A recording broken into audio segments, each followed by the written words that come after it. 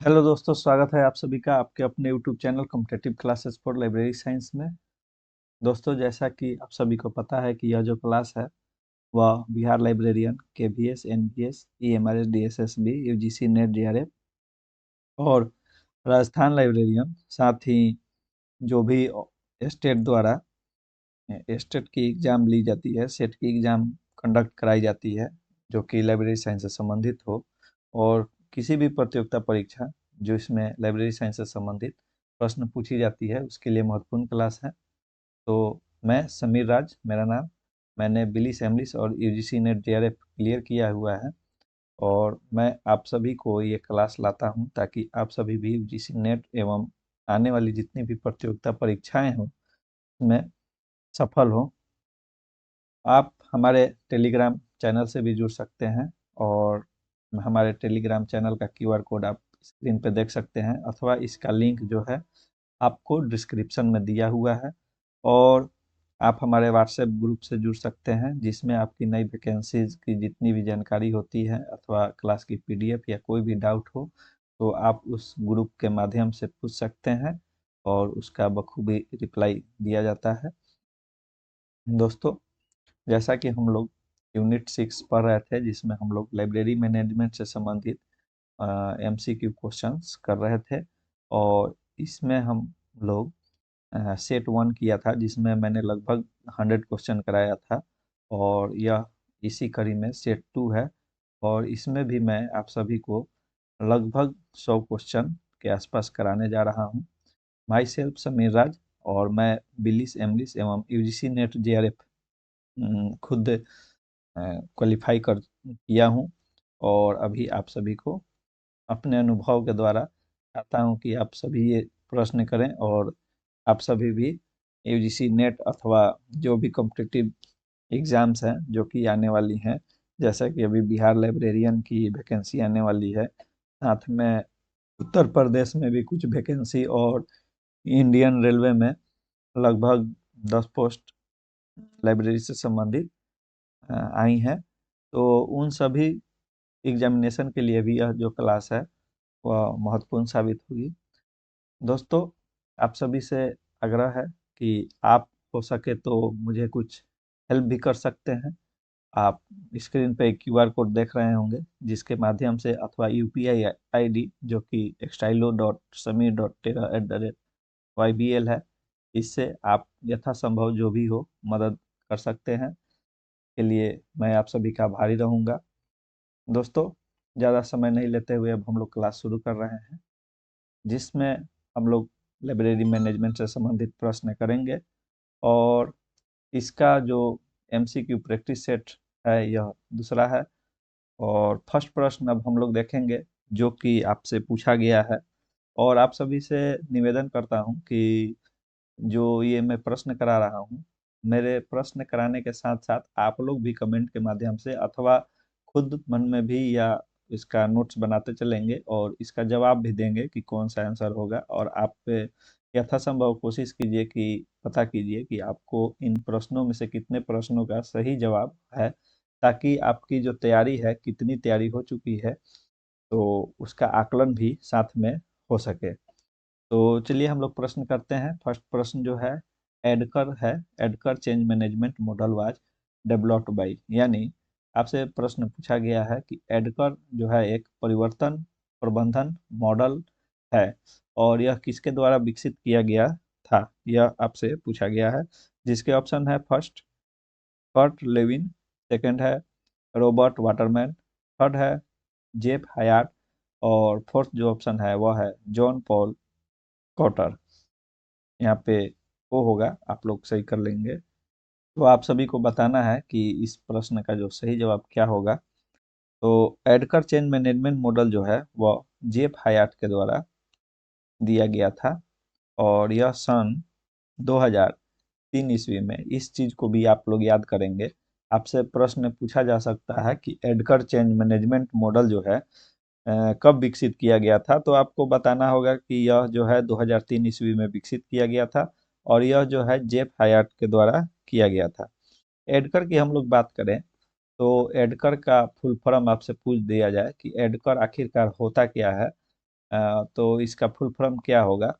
तो इसमें आप लोग बताएंगे कि एडकर जो होता है इसका मतलब है अवेयरनेस, और डी का मतलब हो गया डिजायर, और इसी में के का मतलब हो गया नॉलेज, ए का मतलब हो जाता है एबिलिटी, और आर का मतलब होता है इन्फोर्समेंट। तो ये इसका फुल फॉर्म है। और एडकर जो है मैनेजमेंट मॉडल से संबंधित है, और यह चेंज मैनेजमेंट मॉडल है, ठीक है। और इसका जो विकसित किया था, जिसको डेवलप किया था, वो उनका नाम था जेफ हायाट।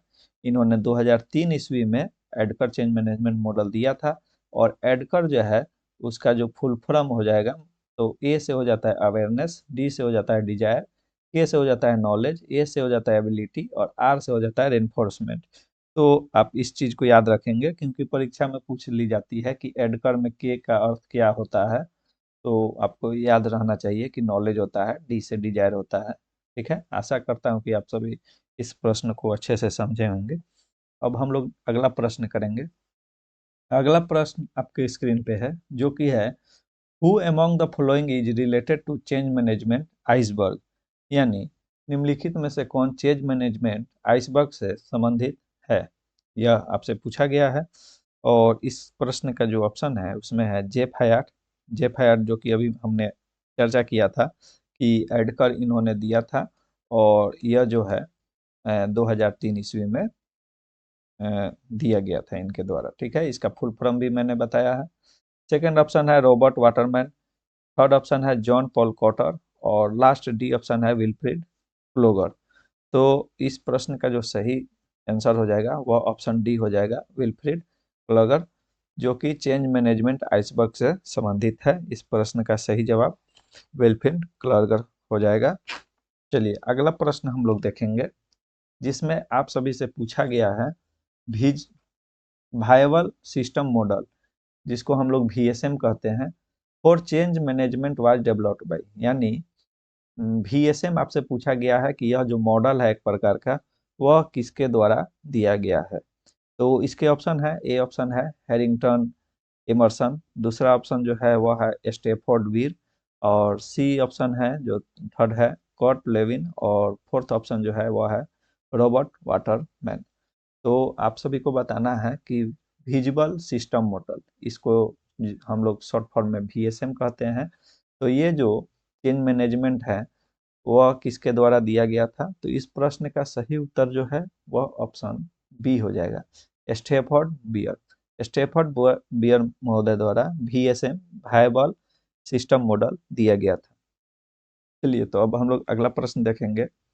अगला प्रश्न रिपीट हो गया है, वायबल सिस्टम मॉडल, जो कि अभी हमने बताया कि इसको स्टैफोर्ड बियर ने दिया था। अगला प्रश्न है in short analysis stands for, यानी शॉर्ट विश्लेषण में शॉर्ट का अर्थ क्या होता है। जैसे मैंने अभी एडकर का बताया था, उसी प्रकार SWOT शॉर्ट का फुल फॉर्म क्या होता है, यह आप सभी को बताना है। इसमें पहला ऑप्शन जो है वह है strength, weakness, opportunity and threats. Second जो ऑप्शन है वह है system, work, outstanding and task. Third option है स्ट्रॉन्ग, वीक, आउटस्टैंडिंग, थ्रेट्स। और फोर्थ जो ऑप्शन है वह है नॉन ऑफ द अबव।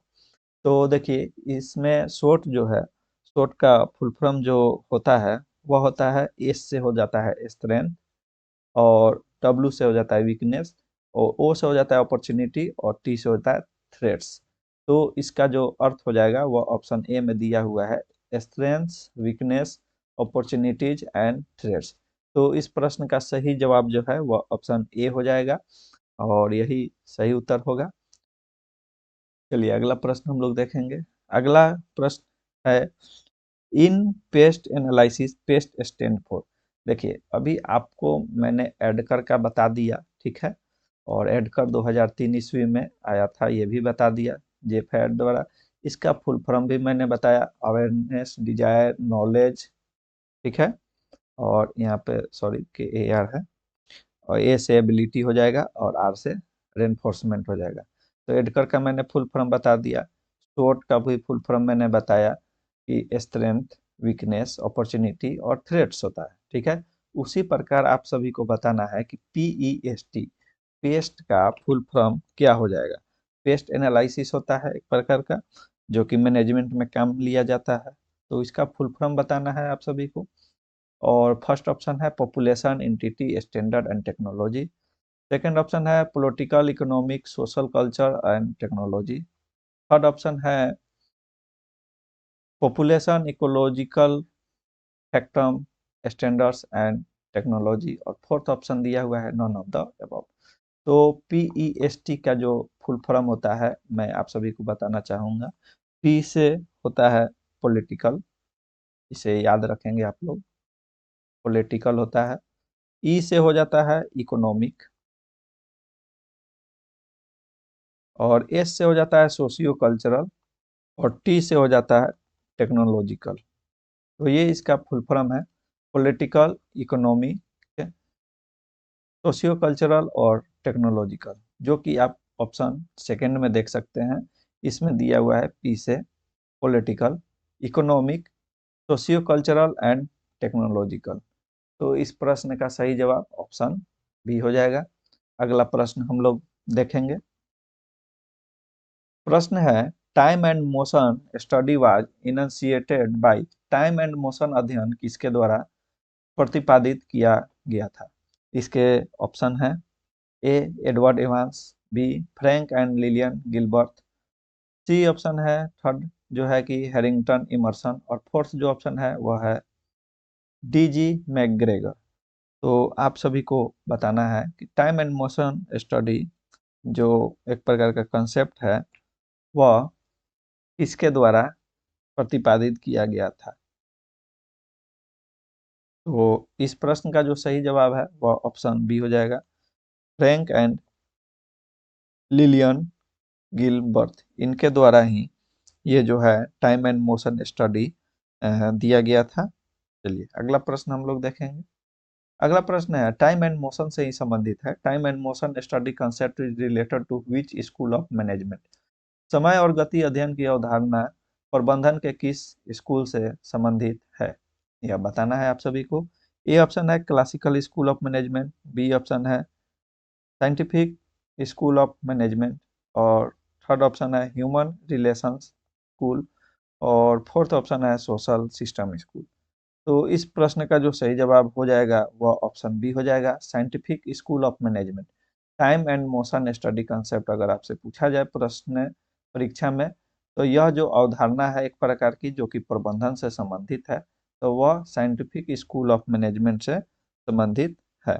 इस चीज को आप लोग ध्यान में रखेंगे और याद रखेंगे। और इस प्रकार की जो साइंटिफिक मैनेजमेंट है उसकी जो शुरुआत हुई थी वह 20th सेंचुरी में शुरुआत इसकी हो गई थी। इस चीज को भी आप लोग याद रखेंगे। चलिए अगला प्रश्न है सिलेक्ट द करेक्ट कॉम्बिनेशन। इसमें आप सभी को करेक्ट कॉम्बिनेशन दर्शाना है कि कौन से सही कॉम्बिनेशन है। तो इसमें फर्स्ट दिया हुआ है ISO 9000। फर्स्ट जो दिया हुआ है ISO 9000, तो इसमें दिया गया है कि guide to selection and use. Second दिया हुआ है ISO 9001। इसमें दिया हुआ है specification for design. ISO 9002 9002 specification for production, और ISO 9003 specification for final inspection and testing. तो इसमें बताना है कि सही संयोजन कौन से हैं। मैचिंग जो है इसमें दिया हुआ वह सही है अथवा गलत है। तो ISO 9000 जो है वह guide to selection and use के लिए ही होता है। उसी प्रकार 9001 जो है वह स्पेसिफिकेशन फॉर डिजाइन के लिए यूज किया जाता है। ISO standard, international standard for organization इसका फुल फॉर्म होता है। और ISO 9002 भी जो है वह स्पेसिफिकेशन फॉर प्रोडक्शन के लिए प्रयोग में लिया जाता है। ISO 9003 9003 specification for final inspection and testing के लिए उपयोग में आता है। तो इस प्रकार से देखा जाए तो इसके जो चारों ही संयोजन है, कॉम्बिनेशंस है, वह सही है। तो इस प्रकार से इस प्रश्न का सही जवाब ऑप्शन डी हो जाएगा। ABCD are correct. तो इसको ISO जो है इससे एक ना एक प्रश्न, एक अथवा दो प्रश्न किसी भी कॉम्पिटिटिव परीक्षा में आपसे पूछी जाती है। तो ISO आप लोग जरूर याद कर लीजिएगा। मेरा एक इंडिविजुअल इस पे वीडियो है, ज़्यादा नहीं, 12 से 13 मिनट का वीडियो है। और इसमें लगभग लगभग जितने भी महत्वपूर्ण आईएसओ है उसको मैंने बताया है, उसको आप सभी एक बार अवश्य देख लीजिएगा, मेरे प्लेलिस्ट में आपको मिल जाएगा। ठीक है, तो चलिए अब अगला हम लोग प्रश्न देखेंगे, जो कि है value added information model was suggested by. मूल्य वर्धित सूचना मॉडल किसके द्वारा सुझाया गया था? इसके फर्स्ट ऑप्शन है रॉबर्ट स्टेलर, सेकंड ऑप्शन है R N Anthony, C option है एलेक्स फ्रिकनी ऑसबॉर्न और डी ऑप्शन है रॉबर्ट वाटरमैन। तो आप सभी को बताना है कि जो वैल्यू एडेड इंफॉर्मेशन मॉडल है वह किसके द्वारा सजेस्ट किया गया था। तो सर्वप्रथम मैं तो बता दूं कि जो वैल्यू एडेड इंफॉर्मेशन मॉडल जो है, वैल्यू एडेड इंफॉर्मेशन मॉडल है, वह रॉबर्ट स्टेलर के द्वारा दिया गया था। इस प्रश्न का सही जवाब रॉबर्ट स्टेलर हो जाएगा। और यह जो है एक बुक था और इस बुक का नाम है added process in information system.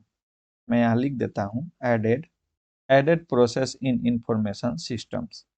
और इस पुस्तक को रॉबर्ट स्टेलर महोदय द्वारा 1986 ईस्वी, तो जरूर ही याद रखिएगा, परीक्षा में पूछा जाता है। अगर आप यूजीसी नेट की तैयारी कर रहे हैं तो उसमें पूछा जाता है कि बुक का नाम दिया रहेगा और बताया जाएगा कि उसके पब्लिकेशन ईयर्स के अनुसार उसको सजाने के लिए। तो ये 1986 ईस्वी 1986 में added process in information system book का नाम है और इसको रॉबर्ट स्टेलर महोदय ने लिखा था। और इसी बुक के माध्यम से इन्होंने वैल्यू एडेड इंफॉर्मेशन मॉडल जो है उसका सजेशन दिया गया था। तो आशा करता हूं कि आप सभी इस चीज को याद रखेंगे, आपके आने वाले प्रतियोगिता परीक्षाओं के लिए महत्वपूर्ण है।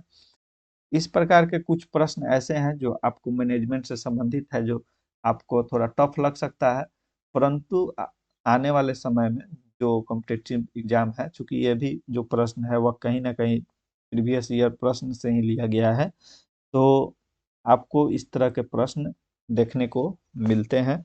इसलिए आपको ये सब प्रश्न को भी सॉल्व करना आवश्यक है। चलिए अगला प्रश्न हम लोग देखेंगे, जो कि आपसे पूछा गया है which of the following theories modern management theory. इसमें पूछा गया है निम्नलिखित में से कौन सा सिद्धांत आधुनिक प्रबंधन सिद्धांत है। जिसमें आपसे पूछ ऑप्शन दिया गया है ए साइंटिफिक मैनेजमेंट, यहाँ आप लोग नोट कर लेंगे, ये ए हो गया, ये बी, ये सी और ये डी। तो आप सभी को बताना है कि निम्नलिखित में से कौन सा सिद्धांत आधुनिक प्रबंधन सिद्धांत से संबंधित है। ए है scientific management theory, B option में है सिस्टम थ्योरी, सी में दिया हुआ है कॉन्टिजेंसी थ्योरी और डी है ह्यूमन रिलेशन स्कूल। तो इसमें जो है जो मॉडर्न मैनेजमेंट थ्योरी से संबंधित है वह तो एक है सिस्टम थ्योरी और दूसरा हो जाएगा इसमें कॉन्टिजेंसी थ्योरी। ये साइंटिफिक मैनेजमेंट थ्योरी और F W scientific management theory जो है एफ डब्ल्यू टेलर महोदय द्वारा गया था।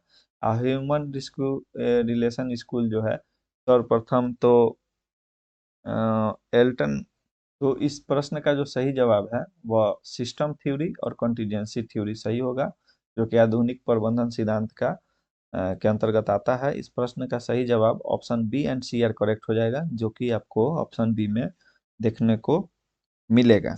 ठीक है, इसमें कुछ मैनेजमेंट थ्योरी से संबंधित अगर मैं बात करूं तो एक तो होता है क्लासिकल मैनेजमेंट थ्योरी। फर्स्ट जो होता है वह होता है classical management theory. Classical management theory होता है और यह जो क्लासिकल मैनेजमेंट थ्योरी है यह 1880 ईस्वी से लेकर 1920 ईस्वी के बीच में आया था। इसका बहुत मतलब प्रचलन था। और क्लासिकल मैनेजमेंट थ्योरी का अगर आपसे एग्जांपल पूछ दिया जाए कि इसके अंतर्गत कौन कौन से थ्योरी आती हैं मैनेजमेंट थ्योरी, तो फर्स्ट आप लोग याद रखेंगे, पहला तो आ जाता है scientific management school, scientific management school. Second जो है बी, वह आ जाता है आपको एडमिनिस्ट्रेटिव मैनेजमेंट स्कूल। और थर्ड जो हो जाता है वह आ जाता है ब्यूरोक्रेटिक ऑर्गेनाइजेशन।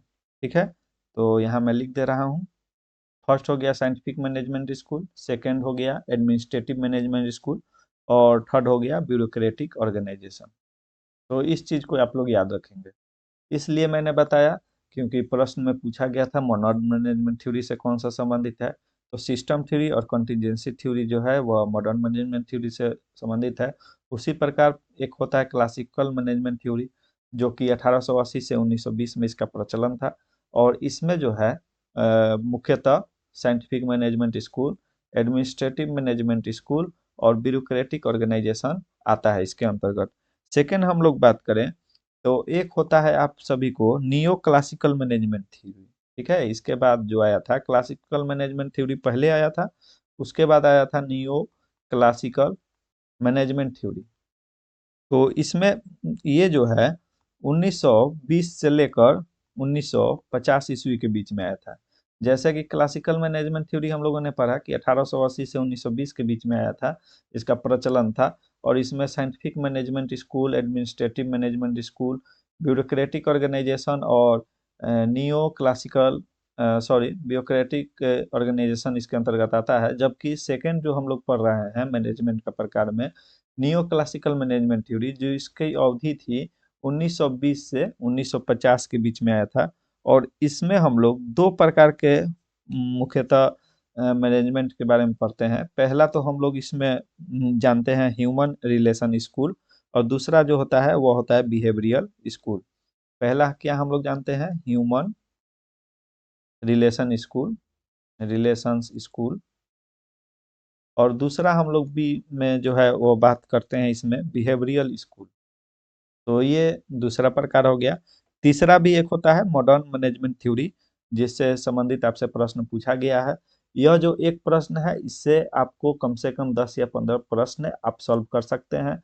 आपसे इसी प्रकार से पूछा जा सकता है कि क्लासिकल मैनेजमेंट थ्योरी की अवधि क्या है। तो 1880 से 1920 के बीच में आया था। और दूसरा कि इसके अंतर्गत कौन कौन सी मैनेजमेंट आती है। तो फर्स्ट हमने बताया कि scientific management school, second administrative management school, third bureaucratic organization. फिर हमने बताया कि मैनेजमेंट का जो सेकंड है वह है नियो क्लासिकल मैनेजमेंट थ्योरी, जो कि 1920 से 1950 के बीच में आया था। और ह्यूमन रिलेशन स्कूल और बिहेवियरल स्कूल, यह इसमें दो प्रकार के प्रमुख मतलब सिद्धांत इसके अंतर्गत आते हैं। ठीक है, और थर्ड जो है वह आती है मॉडर्न मैनेजमेंट थ्योरी। और मॉडर्न मैनेजमेंट थ्योरी के अंतर्गत कौन कौन सी आती हैं चीज़ें, मैं उसके भी यहाँ एक्सप्लेन कर देता हूँ, आप सभी नोट कर लेंगे। और आप सभी से आग्रह है कि आपने हमारे चैनल को सब्सक्राइब नहीं किया है तो अवश्य करें। आप देख सकते हैं कि मैं कितना डिटेल्स में आप सभी को सारे प्रश्न करा रहा हूँ, और इससे आप सभी को अवश्य ही बेनिफिट होगा। तो थर्ड जो है वह है मॉडर्न मैनेजमेंट थ्योरी। और इसके अंतर्गत कौन कौन से सिद्धांत आते हैं वो आप सभी याद रखेंगे। तो फर्स्ट जो इसके अंतर्गत सिद्धांत आता है ए, वो होता है सिस्टम थ्योरी, जो कि मैंने अभी इस प्रश्न में बताया, सिस्टम्स थ्योरी। सेकंड जो है बी, वो आता है कॉन्टीजेंसी थ्योरी। सी जो थर्ड आता है वो होता है मैनेजमेंट साइंस स्कूल। और फोर्थ जो है डी नंबर, वह हो जाएगा ऑर्गेनाइजेशनल ह्यूमनिज्म स्कूल। तो इस चीज़ को आप सभी याद रखेंगे। मैंने मैं फिर से एक बार रिवीजन करा देता हूँ। इसमें मैंने बताया फर्स्ट कि क्लासिकल मैनेजमेंट थ्योरी होता है, जो कि 1880 से 1920 के बीच में प्रचलन था। और उसके अंतर्गत जो है आपको scientific management school, administrative management school, bureaucratic organization आता है। फिर हमने बताया कि नियो क्लासिकल आता है, नियो क्लासिकल थ्योरी आता है, जो कि 1920 से 1950 के बीच में आया था। और इसके जो प्रमुख एग्जाम्पल्स हैं वो है ह्यूमन रिलेशन स्कूल और बिहेवियरल स्कूल। थर्ड मैंने बताया कि मॉडर्न मैनेजमेंट थ्योरी आता है, जिसके द्वारा यहाँ पे आप देख सकते हैं कि यहाँ पे सिस्टम थ्योरी दिया हुआ है और कंटीजेंसी थ्योरी दिया हुआ है। दो ठो तो इसका एग्जाम्पल दिया हुआ है, परंतु तीसरा जो है वो होता है मैनेजमेंट साइंस स्कूल, और फोर्थ होता है ऑर्गेनाइजेशन ह्यूमनिज्म स्कूल। तो इस दोनों को भी आप लोग याद रखेंगे। तो इस प्रश्न का सही जवाब तो ऑप्शन बी हो जाएगा, परंतु इससे संबंधित और भी प्रश्न आपसे परीक्षा में पूछी जा सकती है। और इसीलिए मैंने इस प्रश्न को इतना बेहद अंदाज में बताया है। अगला प्रश्न हम लोग करेंगे जो कि है two main contributors to the TQM are. TQM में दो मुख्य योगदानकर्ता कौन कौन से हैं, आपसे पूछा गया है इस प्रश्न को। इसमें ऑप्शन ए है Henry Fayol and Philip B Crosby, B option है Douglas McGregor and Henri Fayol, C option है Joseph M Juran and Philips Crosby, D option है W Edwards Deming and Joseph M Juran. तो आप सभी को बताना है कि जो TQM होता है, जिसका फुल फॉर्म मैंने पहले भी बताया था, टोटल क्वालिटी मैनेजमेंट इसका फुल फॉर्म होता है। तो आप सभी को बताना है कि टोटल क्वालिटी मैनेजमेंट में दो प्रमुख कंट्रीब्यूटर्स कौन कौन से हैं। तो इस प्रश्न का जो सही जवाब हो जाएगा, आपको सी और डी आर करेक्ट हो जाएगा, जो कि ऑप्शन सी में आप देख सकते हैं। और इसमें जो है जोसेफ एम जुरान और फिलिप क्रॉप्सबी तथा एडवर्ड डेमिंग और जोसेफ एम जुरान, यहाँ भी दिया हुआ है जोसेफ एम जुरान, जोसेफ एम जुरान, यहाँ जो है फिलिप्स क्रॉस्बी और एडवर्ड डेमिंग, ये जो तीनों आदमी हैं और तीनों जो हैं ये TQM टोटल क्वालिटी मैनेजमेंट में प्रमुख योगदान करता है। इन्होंने TQM में बहुत सारे अपने योगदान दिए हैं। तो इस प्रकार से इस प्रश्न का सही जवाब option C and D are correct हो जाएगा, जो कि ऑप्शन सी में दिया हुआ है। अतः इस प्रश्न का सही जवाब ऑप्शन सी होगा। चलिए अगला प्रश्न हम लोग देखेंगे। नेक्स्ट प्रश्न दिया हुआ है which budgeting system does not take into account what happened in the past but put emphasis on the current activities. कौन सी बजट प्रणाली अतीत में क्या हुआ इस पर ध्यान नहीं देती है लेकिन वर्तमान गतिविधियों पर जोर देती है। तो इसके ऑप्शन है परफॉर्मेंस बजटिंग, बी ऑप्शन है प्रोग्राम बजट, सी है प्लानिंग प्रोग्रामिंग बजटिंग, जिसको हम लोग PPBS से भी कहते हैं, शॉर्ट फॉर्म में PPBS। तो प्लानिंग प्रोग्रामिंग बजटिंग यहाँ सिस्टम होता है इसका फुल फॉर्म में। और लास्ट डी ऑप्शन है जीरो बेस्ड बजट। तो देखिए जीरो बेस्ड बजट इस प्रश्न का सही जवाब होगा, क्योंकि जीरो बेस्ड बजट में जो होता है पीछे बजट क्या थी उससे कोई लेना देना नहीं होता है। एक नए सिरे से बजट का निर्माण किया जाता है और वर्तमान गतिविधियों पर जोर दे दी जाती है। तो जीरो बेस्ड बजट इसका सही जवाब हो जाएगा। मैं आप सभी को एक अलग से वीडियो में और या पिछले वीडियो में भी मैं परफॉर्मेंस बस्टिंग, प्रोग्राम बस्टिंग और PPBS के बारे में विस्तार से आप सभी को एक्सप्लेन किया था। तो मेरे पिछले का भी वीडियो जो है मैनेजमेंट से संबंधित, उसको देखिए, उससे आपका जितने भी डाउट्स हैं वो क्लियर हो जाएंगे। अगला प्रश्न हम लोग देखेंगे which of the budgeting system is most suitable for the university library. इसमें आपसे पूछा गया है कि विश्वविद्यालय के लिए पुस्तकालय के लिए कौन सी बजट प्रणाली सबसे उपयुक्त है। इसका ऑप्शन ए है zero based budgeting, B option है परफॉर्मेंस बजटिंग, सी है प्लानिंग प्रोग्रामिंग बजटिंग और डी है फार्मूला बजटिंग। तो इस प्रश्न में जो सही जवाब है वह होता है zero based budget. Zero based budget जो होता है वो किसी भी विश्वविद्यालय पुस्तकालय यानी कि यूनिवर्सिटी लाइब्रेरी के लिए बहुत ही अच्छी प्रणाली मानी जाती है, क्योंकि इसमें पिछला बजट को नहीं ध्यान में रखा जाता है, बल्कि वर्तमान में जो परिस्थिति होती है उसके लिए नए सिरे से बजट का निर्माण किया जाता है। ठीक है, अगला प्रश्न हम लोग देखेंगे जो कि है which of the following are the feature of operation research. निम्नलिखित में से कौन सी संचालन की विशेषताएं हैं। तो यह आपको बताना है। इसमें ए ऑप्शन है aid in decision making, B option है handles decision table, C option है ऑप्टिमाइजेशन ऑफ परफॉर्मेंस और डी ऑप्शन है यूज एज मोटिवेशनल टेक्निक। देखिए अगर आपसे इस प्रकार के प्रश्न पूछे जाते हैं जो कि अक्सर आप सभी को UGC नेट के एग्जाम्स में देखने को मिलती हैं, तो इसको आपको ऑप्शन से छांटना पड़ेगा। तो देखिए जो संचालन की प्रमुख विशेषताएं होती हैं ऑपरेशन की, तो एड इन डिसीजन मेकिंग, तो संचालन का प्रमुख विशेषता ही होता है कि आपको डिसीजन मेकिंग करना होता है। सेकंड जो ऑप्शन है हैंडल्स डिसीजन टेबल्स, तो हैंडल डिसीजन टेबल्स ये कोई इसकी विशेषता होती नहीं है, तो आप वैसे ही छाट सकते हैं। ऑप्टिमाइजेशन ऑफ परफॉर्मेंस, देखिए किसी भी ऑपरेशन रिसर्च में परफॉर्मेंस का बहुत बड़ा ध्यान दिया जाता है, तो ऑप्टिमाइजेशन ऑफ परफॉर्मेंस इसकी एक विशेषता होती है। यूज ए मोटिवेशनल टेक्निक, तो ऐसा जरूरी नहीं है कि आप किसी खास मोटिवेशनल टेक्निक का ही इस्तेमाल करके उस ऑपरेशन या रिसर्च को कंप्लीट कर सकते हैं। तो ये भी इसके लिए उतनी आवश्यकता नहीं है। इस प्रश्न का सही जवाब A and C are correct हो जाएगा, जो कि आप ऑप्शन ए में देख सकते हैं। और इस प्रश्न का जो सही जवाब है वह ऑप्शन ए हो जाएगा। ठीक है, अब अगला प्रश्न हम लोग देखेंगे। अगला प्रश्न आप सभी से पूछा गया है, सिलेक्ट द करेक्ट कॉम्बिनेशन। इसमें आप सभी को सही संयोजन बताना है कि सही संयोजन क्या है, कौन से हो सकते हैं। तो फर्स्ट ऑप्शन है क्वालिटी ट्रायोलॉजी प्रोसेस, जेएम जुरान इसके साथ दिया गया है। तो क्वालिटी ट्रायोलॉजी प्रोसेस जो है यह जेएम जुरान महोदय के द्वारा ही दिया गया था, तो यह एक बिल्कुल सही सम्मिलित किया गया है। क्वालिटी मैनेजमेंट मैच्योरिटी ग्रेड जो है वह फिलिप्स बी क्रॉप से दिया गया है, जो कि बिल्कुल ही सही है। 40 points for management Edwards Deming द्वारा दिया गया है। इस चीज को भी आप सभी याद रखेंगे, अगर परीक्षा में इंडिविजुअली आपसे पूछा जा सकता है कि 14 पॉइंट्स फॉर मैनेजमेंट किसके द्वारा दिया गया है, तो आप उसमें डब्ल्यू एडवर्ड्स डेमिंग को ही टिक करेंगे। वैसे ही फिशबोन डायग्राम जो है वो काओरू इशिकावा द्वारा दिया गया है। तो इस प्रश्न का सही जवाब हो जाएगा option D, A B C D are correct. क्योंकि इस प्रश्न में जो चारों ही ऑप्शंस है वो सही सुमेलन इसका किया गया है, सही संयोजन बैठाया गया है। तो इस प्रश्न का सही जवाब A B C D are correct हो जाएगा।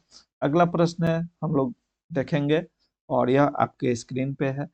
For acquisition of 6000 books in A library in a year, doctor S R Ranganathan in his staff formula has recommended. एक पुस्तकालय में एक वर्ष में 6000 पुस्तकों के अधिग्रहण के लिए डॉक्टर एस आर रंगनाथन ने अपने स्टाफ फॉर्मूले में सिफारिश की है। चलिए, इस प्रश्न का जवाब देने से पहले मैं आप सभी से इससे संबंधित एक प्रश्न और पूछना चाहता हूं। अगर आपसे पूछ लिया जाए कि हायरार्ची ऑफ नीड किसके द्वारा दिया गया है, हायरार्ची ऑफ नीड किसके द्वारा दिया गया है, तो आप क्या जवाब देंगे ये कमेंट के माध्यम से बताइए। अथवा आपसे पूछ लिया जाए कि ईआरजी थ्योरी, ईआरजी थ्योरी भी है एक, यह किसके द्वारा दिया गया है। या आपसे पूछा जाए कि two factor theory, two factor theory किसके द्वारा दिया गया है, तो क्या आप इन सभी का जवाब बता सकते हैं। अगर बता सकते हैं तो आप कमेंट के माध्यम से जवाब दीजिए, मैं इसका जवाब बताऊंगा। वैसे acquired need theory, ACQUIRED, acquired needs theory. तो ये चारों का आप सभी कमेंट के माध्यम से जवाब दीजिए कि हायरार्ची ऑफ नीड थ्योरी किसके द्वारा दिया गया था, ईआरजी थ्योरी किनके द्वारा दिया गया है, टू फैक्टर थ्योरी किनके द्वारा दिया गया है, और एक्वायर्ड नीड थ्योरी किसके द्वारा दिया गया है। इन चारों का उत्तर आप कमेंट में दीजिए। तब तक हम लोग अगला प्रश्न करते हैं। अगला प्रश्न है, for acquisition of 6000 books in A library in a year, doctor S R Ranganathan in his staff formula has recommended. तो इसमें बताना है कि 6000 पुस्तक के अधिग्रहण के लिए, एक्विजिशन के लिए एस आर रंगनाथन जी ने कितने स्टाफ फॉर्मूले की सिफारिश की थी। तो इसमें आपको ऑप्शन है, first 2 professional staff, second option है 3 प्रोफेशनल स्टाफ, थर्ड ऑप्शन है 4 प्रोफेशनल स्टाफ और डी ऑप्शन है 1 प्रोफेशनल स्टाफ। तो इस प्रश्न का सही जवाब ऑप्शन डी हो जाएगा, 1 प्रोफेशनल स्टाफ की इन्होंने बात कही है। और इस प्रश्न का सही जवाब ऑप्शन डी हो जाएगा। खैर, इससे आगे आप सभी को एक और चीज मैं बताना चाहूंगा कि अगर आपसे पूछ लिया जाए कि पीरियोडिकल पब्लिकेशन सेक्शन के लिए कितने पर कितने व्यक्ति को रखा जाता है, यहाँ पे मैं नोट कराते जाता हूँ, आप सभी भी नोट कीजिए। आप सभी के आने वाले परीक्षाओं के लिए महत्वपूर्ण है पीरियोडिकल पब्लिकेशन सेक्शन। तो बताना है कि इसमें कितने व्यक्ति, कितने स्टाफ को यूज किया जाता है, कितने पीरियोडिकल के लिए। फिर आपको बताना है कुछ डॉक्यूमेंटेशन सेक्शन से संबंधित। डॉक्यूमेंटेशन सेक्शन में कितनी एंट्री के लिए कितना व्यक्ति की आवश्यकता पड़ती है, ये आप बताइए। फिर आप बताइए टेक्निकल सेक्शन भी एक होता है, तो टेक्निकल सेक्शन में कितने व्यक्ति की आवश्यकता पड़ती है। और उसके बाद आप लोग बताएंगे मेंटेनेंस सेक्शन, मेंटेनेंस सेक्शन में कितने व्यक्ति की, कितने स्टाफ की आवश्यकता पड़ती है। फिर आप बताइएगा रेफरेंस सेक्शन। उसके बाद आप सभी बताइएगा सर्कुलेशन सेक्शन में कितना व्यक्ति का प्रयोग होता है। उसके बाद तो चलिए बताइए पीरियोडिकल पब्लिकेशन सेक्शन में कितने व्यक्तियों द्वारा कितने पीरियोडिकल के लिए कितने व्यक्ति की आवश्यकता होती है। तो देखिए पीरियोडिकल पब्लिकेशंस में प्रत्येक 500 पीरियोडिकल पे एक पर्सन, एक स्टाफ की आवश्यकता दर्शाया गया है। परंतु इसको बाद में 500 से याद रखिएगा 1500 पीरियोडिकल कर दिया गया था। 1500 पीरियोडिकल कर दिया गया है एक स्टाफ के लिए। वैसे ही डॉक्यूमेंटेशन सेक्शन में जो है वह प्रत्येक 100 एंट्रीज, इसको याद रखिएगा, 100 एंट्रीज पे 1 पर्सन, 100 एंट्रीज पर 1 पर्सन डॉक्यूमेंटेशन सेक्शन में रिकमेंड किया गया है। वैसे ही आपसे टेक्निकल सेक्शन की बात की जाए तो टेक्निकल सेक्शन में प्रत्येक 2000 वॉल्यूम, ठीक है, इस चीज को याद रखिएगा आप सभी, ये परीक्षा में पूछी जाती है और अवश्य ही पूछी जाती है। तो 1 पर्सन की आवश्यकता होती है 2000 वॉल्यूम पे टेक्निकल सेक्शन में। टेक्निकल सेक्शन आप लोग पढ़े होंगे, अगर बिलिस एमलिस अच्छे से आप लोगों ने किया होगा तो टेक्निकल सेक्शन में अक्सर इसमें जो है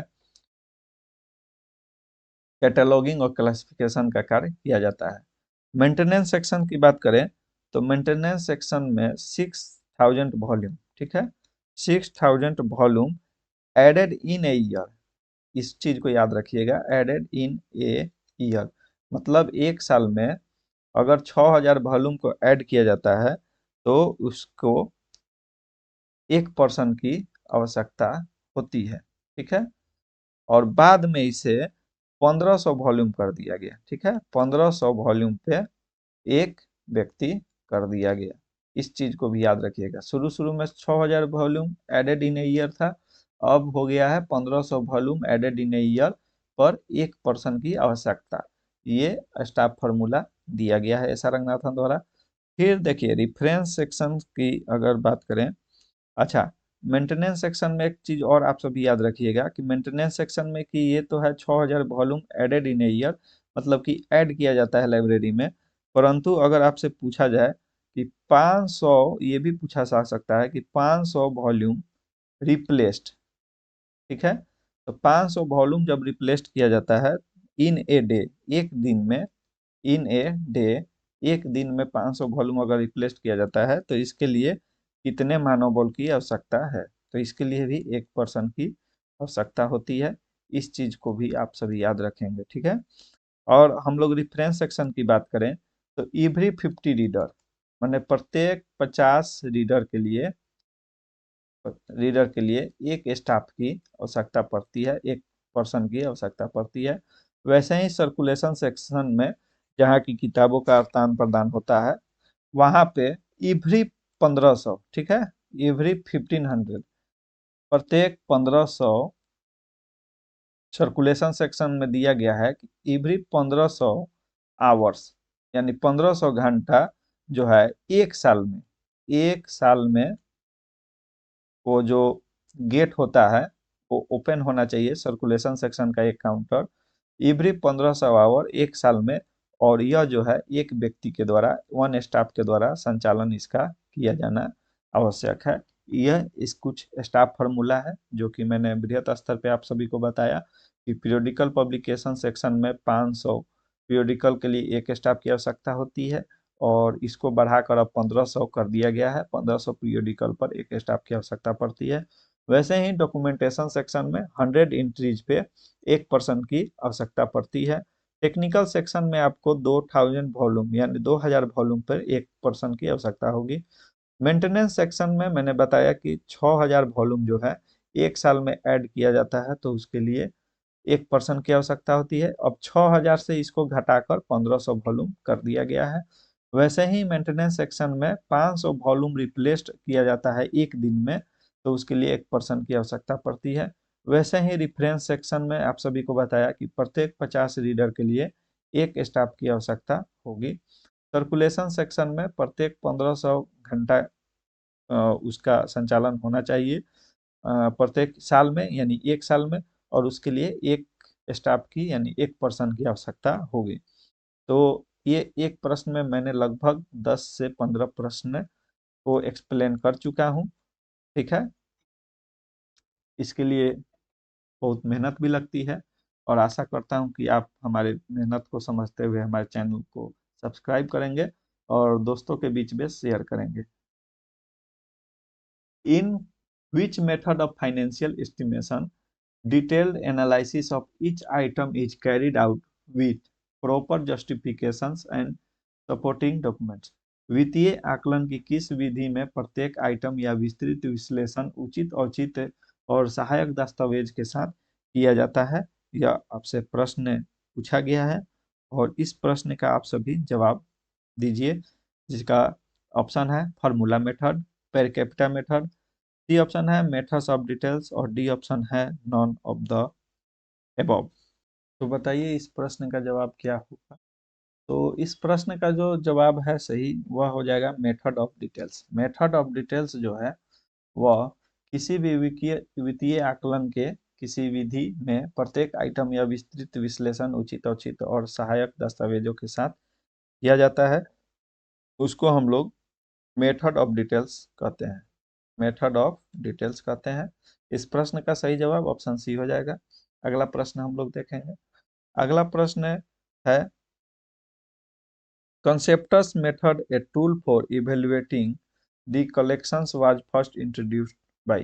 कंसेप्टस एक विधि संग्रह के मूल्यांकन के लिए एक उपकरण है जो कि पहली बार किसके द्वारा पेश किया गया था, यह आप सभी को बताना है।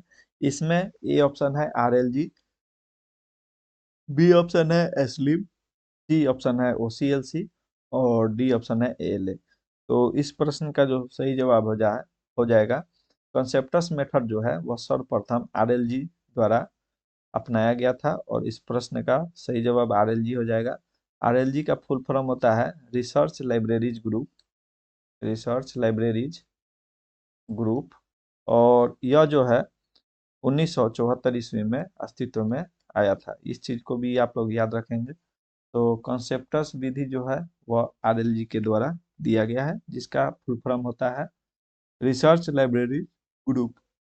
अगला प्रश्न है IFLA strategic programme on preservation and conservation, जिसको हम लोग पीएसी कहते हैं, was created during Nairobi conference in, यानी संरक्षण और संरक्षण पर इफ्ला सामरिक कार्यक्रम, जिसको हम लोग पीएसी कहते हैं, पीएसी का फुल फॉर्म हो जाता है program on preservation and conservation, जो कि नैरोबी में एक सम्मेलन हुआ था।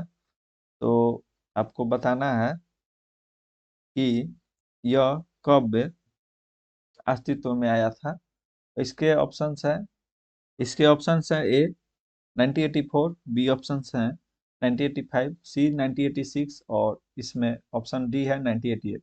तो इस प्रश्न में आप लोगों ने अगर अच्छा से पढ़ा होगा तो दो ऑप्शंस में आप लोग को कंफ्यूजन हो सकता है, 1984 और 1986। और ये कंफ्यूजन आपको क्यों हो सकता है वो भी मैं बताऊंगा, लेकिन इस प्रश्न का सही जवाब जो है वह 1984 हो जाएगा। ठीक है, इफ्ला एनुअल कॉन्फ्रेंस जो है नैरोबी में हुआ था 1984 ईस्वी में, और यह इस प्रश्न का सही जवाब है। परंतु एक चीज आप सभी और याद रखेंगे कि इस चीज को जो है एनएमएल, जिसको हम लोग नेशनल मिशन ऑन लाइब्रेरीज कहते हैं, और इफ्ला और यूनेस्को, यूनेस्को को द्वारा, इन तीनों के द्वारा मिलकर जो है एक preservation and conservation of library materials करके कॉन्फ्रेंस लॉन्च हुआ था, जो कि 1986 में लॉन्च हुआ था, और उस कॉन्फ्रेंस का नाम था preservation preservation and conservation of library material, जो कि इस टॉपिक से 1986 ईस्वी में कॉन्फ्रेंस हुआ था। और इसमें एनएमएल और इफ्ला और यूनेस्को ये तीनों मिलकर इसको लॉन्च किया था वर्ल्ड वाइड लेवल पे, माने विश्व स्तरीय लेवल पे इसको प्रस्तुत किया गया था, लॉन्च किया गया था। और यह जो है 1986 ईस्वी में लॉन्च किया गया था। तो इसीलिए मैंने बोला कि आपको 1984 अथवा 1986, 1984 और 1986 में आपको थोड़ा डाउट हो सकता है। परंतु अब प्रश्न में जो पूछा गया है वह पूछा गया कि इफ्ला पीएसी जो है, program on preservation and conservation, तो नैरोबी में सम्मेलन में कब बनाया गया था? तो वह 1984 में। क्योंकि नैरोबी जो सम्मेलन हुआ था वह 1984 ईस्वी में ही हुआ था। परंतु इसके बाद 1986 ईस्वी में नेशनल लाइब्रेरीज द्वारा, सॉरी, नेशनल लाइब्रेरीज यहाँ होगा, एनएमएल नहीं होगा, नेशनल लाइब्रेरीज द्वारा और इफ्ला और यूनेस्को तीनों के द्वारा मिलकर 1986 में preservation and conservation of library material नामक क्या बोलते हैं टॉपिक से कॉन्फ्रेंस का आयोजन किया गया था इस नाम से। और 1986 ईस्वी में इसको बनाया गया था, मतलब प्रस्तुत किया गया था। चलिए अगला प्रश्न है, the process of analysing a given job into different distinct item is known as. किसी दिए गए कार्य को विभिन्न विशिष्ट मदों में विश्लेषण करने की प्रक्रिया को किस रूप में जाना जाता है? और इससे संबंधित एक प्रश्न आपको जरूर देखने को मिलता है। ए ऑप्शन है जॉब चार्ट, बी ऑप्शन है जॉब एनालिसिस, सी ऑप्शन है जॉब अलॉटमेंट और डी ऑप्शन है जॉब इनरिचमेंट। तो इस प्रश्न का जो सही जवाब है वह हो जाएगा ऑप्शन बी, जॉब एनालिसिस। जब भी किसी प्रकार के प्रोसेस में जो एनालाइजिंग का प्रोसेस होता है, यानी कि आकलन की विधि की जाती है, तो आकलन का अर्थ ही होता है विश्लेषण करना। तो इस प्रश्न का सही जवाब जॉब एनालिसिस हो जाएगा। अगला प्रश्न हम लोग देखेंगे। इसमें पूछा गया है कि इस प्रश्न में पूछा गया है कि दी फास्टेस्ट चार्जिंग सिस्टम इज, यानी कि सबसे तेज चार्जिंग सिस्टम कौन सा है? जब भी हम लोग सर्कुलेशन मेथड पढ़ते हैं तो सर्कुलेशन मेथड में हम लोग चार्जिंग मेथड के बारे में पढ़ते हैं। जैसे कि डिजिटली अभी हम लोग आरएफआईडी की बात करते हैं, उसी प्रकार ये पहले नेवाक चार्जिंग सिस्टम 1900 ईस्वी में आई थी। ब्राउनी चार्जिंग सिस्टम जो है 1895 ईस्वी में लॉन्च की गई थी नीना ई ब्राउन द्वारा। लेजर सिस्टम का भी सर्वप्रथम प्रयोग किया जाता था शुरू शुरू में, और डमी सिस्टम का भी कहीं ना कहीं कहीं जगह उपयोग देखने को मिलता है। तो इसमें पूछा गया है कि जो निम्नलिखित में दिए गए हैं ऑप्शन, उसमें सबसे फास्टेस्ट चार्जिंग सिस्टम कौन सी है? हालांकि अभी के सिस्टम में पूछा जाए तो आरएफआईडी सबसे फास्टेस्ट हो जाएगी, क्योंकि इसमें समय भी बहुत कम लगता है और इसकी प्रक्रिया बहुत फास्ट होती है। हालांकि इस ऑप्शन के हिसाब से इस प्रश्न का सही जवाब ऑप्शन बी हो जाएगा, brownie system. Brownie charging system जो है वह फास्टेस्ट चार्जिंग सिस्टम माना जाता है। अगला प्रश्न हम लोग देखेंगे। अगला प्रश्न पूछा गया है, living with books deals with library, यानी किताबों के साथ रहना पुस्तकालय से संबंधित है। किस चीज से संबंधित है? तो लिविंग विथ बुक्स जो है, ऑप्शन ए में दिया हुआ है बुक सिलेक्शन, बी में दिया हुआ है ऑप्शन यानी दूसरा ऑप्शन दिया हुआ है बुक एक्सेसनिंग, और तीसरा ऑप्शन है बुक कैटलॉगिंग, और चौथा ऑप्शन है बुक क्लासिफिकेशन। तो इसमें बताना है कि लिविंग विथ बुक्स जो है, बुकों यानी किताब के साथ रहना पुस्तकालय से किस प्रकार संबंधित है? तो यह जो है बुक सिलेक्शन से संबंधित है। इस प्रश्न का सही जवाब ऑप्शन ए हो जाएगा। अगला प्रश्न हम लोग देखेंगे। अगला प्रश्न आपसे पूछा गया है कि performance budgeting was first introduced in, यानी निष्पादन बजट जो है वह सर्वप्रथम किसके द्वारा प्रस्तुत किया गया था, किस देश में प्रस्तुत किया गया था? तो इस प्रश्न का सही जवाब बताना है। ए ऑप्शन है इंडिया, सेकंड ऑप्शन है यूनाइटेड किंगडम, थर्ड ऑप्शन है यूनाइटेड स्टेट और फोर्थ ऑप्शन है फ्रांस। तो इस प्रश्न का सही जवाब हो जाएगा ऑप्शन सी, यूनाइटेड स्टेट। ये सब हल्के प्रश्न है जो कि आप सभी को भी पता होगा। परफॉर्मेंस बजटिंग जो है सर्वप्रथम यूनाइटेड स्टेट में प्रस्तुत किया गया था, यूएसए में, जिसे हम लोग कहते हैं। और यह जो है 1994 ईस्वी 1949 ईस्वी में इसे प्रस्तुत किया गया था। ठीक है। इसके लिए हम लोग एक मैनेजमेंट टेक्निक है जिसको हम लोग मानते हैं कॉस्ट बेनिफिट एनालिसिस भी, जो है वह परफॉर्मेंस बजटिंग के अंतर्गत ही आता है, उसको भी आप लोग याद रखेंगे। अगला प्रश्न है, आपसे पूछा गया है कि what is the recommended distance between the centres of two row of shelves, यानी अलमारियों की दो पंक्तियों के केंद्रों के बीच अनुशंसित दूरी क्या होनी चाहिए? तो ए ऑप्शन है 2 मीटर की दूरी होनी चाहिए, और सेकंड ऑप्शन है किसी भी दो शेल्व्स जो होते हैं उसके बीच में क्या कितनी दूरी होनी चाहिए, उसके ऑप्शन है सेकेंड ऑप्शन है 1.8 मीटर, थर्ड ऑप्शन है 1.5 मीटर और फोर्थ ऑप्शन है 1.2 मीटर। तो आप सब बताइए कि इसमें से कौन सा सही जवाब होगा। इस प्रश्न का सही जवाब ऑप्शन बी हो जाएगा। 1.8 मीटर जो है वह डिस्टेंस होनी चाहिए। अगला प्रश्न हम लोग देखेंगे जिसमें पूछा गया है librarian serves as a of the library committee, fill in the blanks भरना है, यानी कि लाइब्रेरियन पुस्तकालय समिति के रूप में कार्य करता है। लाइब्रेरियन जो होता है वह पुस्तकालय में किस प्रकार से कार्य करता है। चेयरमैन के रूप में कार्य करता है, ऑर्डिनरी मेंबर के रूप में कार्य करता है, मेंबर सेक्रेटरी के रूप में काम करता है, अथवा ऑब्जर्वर के रूप में काम करता है। तो लाइब्रेरियन जो होता है वह पुस्तकालय समिति में जो उसकी भूमिका होती है वह मेंबर सेक्रेटरी की भूमिका होती है। इस प्रश्न का सही जवाब ऑप्शन सी हो जाएगा, मेंबर सेक्रेटरी। ठीक है, अगला प्रश्न हम लोग देखेंगे। अगला प्रश्न आपसे पूछा गया है कि for acquisition of 6000 books in A library in a year doctor S Ranganathan in his staff formula has recommended.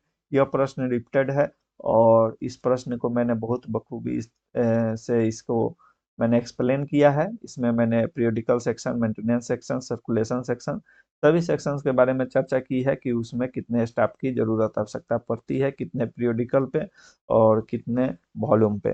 ठीक है, तो इसका सही जवाब 1 प्रोफेशनल स्टाफ हो जाएगा। अगला प्रश्न हम लोग देखेंगे जो कि आपसे पूछा गया है। क्वेश्चन है the description of relation between work and time by using the charts is known as. तो इसका ऑप्शन है A organisation chart, B flow chart, C Gantt chart और डी है बार चार्ट। तो आपको बताना है कि चार्ट का उपयोग करके कार्य और समय के बीच जो संबंध का वर्णन किस रूप में दर्शाया जाता है। तो इस प्रश्न का सही जवाब आपको ऑप्शन सी गैंट चार्ट हो जाएगा।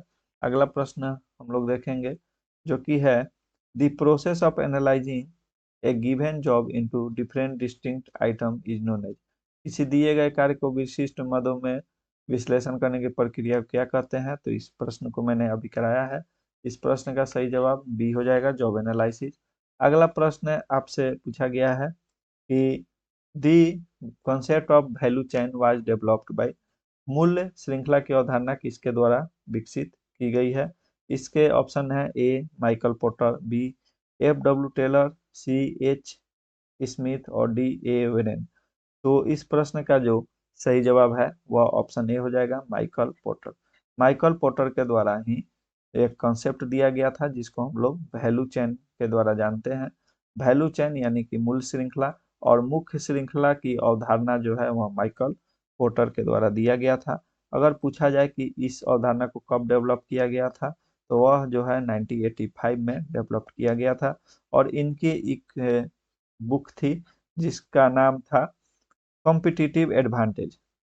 जैसा कि हम सभी का आप सभी याद रखेंगे, कॉम्पिटिटिव एडवांटेज एक पुस्तक है जो कि माइकल पोर्टर के द्वारा लिखी गई थी। और इसी पुस्तक में कॉम्पिटिटिव एडवांटेज में वैल्यू चेन यानी मूल श्रृंखला की अवधारणा की जिक्र किया गया था। ठीक है, अगला प्रश्न हम लोग देखेंगे जो कि है LibQUAL plus a web based survey advanced measurement of data is offered by. यानी लिबक्वेल प्लस डाटा का एक वेब आधारित उन्नत माप है। पूछा गया है कि किसके द्वारा पेश किया गया जाता है। तो ए ऑप्शन है university of Southampton, B option है Library of Congress, C option है एसोसिएशन ऑफ रिसर्च लाइब्रेरीज और डी ऑप्शन है ऑनलाइन कंप्यूटर लाइब्रेरी। तो इस प्रश्न का सही जवाब जो है वह ऑप्शन सी हो जाएगा, association of Research libraries. Association of Research libraries के द्वारा ही लिबक्वेल प्लस जो कि एक प्रकार का डाटा का वेब आधारित उन्नत माप है, मेजरमेंट है, वेब बेस्ड एडवांस मेजरमेंट है, डाटा का मेजरमेंट करता है। तो यह जो है एसोसिएशन ऑफ रिसर्च लाइब्रेरी द्वारा, जिसको हम लोग ARL भी कहते हैं, ARL के नाम से भी जानते हैं, इसके द्वारा पेश किया जाता है। इस चीज को याद रखेंगे। अगला प्रश्न हम लोग देखेंगे जिसमें आपसे पूछा गया है कि who developed the concept of business process management. Business process management अथवा की BPM। और यह जो अवधारणा है किसके द्वारा विकसित किया गया था आपसे पूछा गया है। ए ऑप्शन है माइकल पोर्टर, बी ऑप्शन है FW टेलर, सी ऑप्शन है H स्मिथ और डी ऑप्शन है DA वेरेन। तो इस प्रश्न का भी जो सही जवाब है एक तो मैंने बताया कि वैल्यू चेन, याद रखिएगा।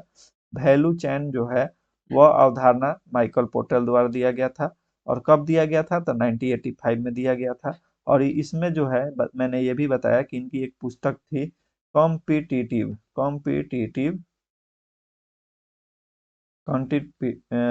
कॉम्पिटिटिव एडवांटेज,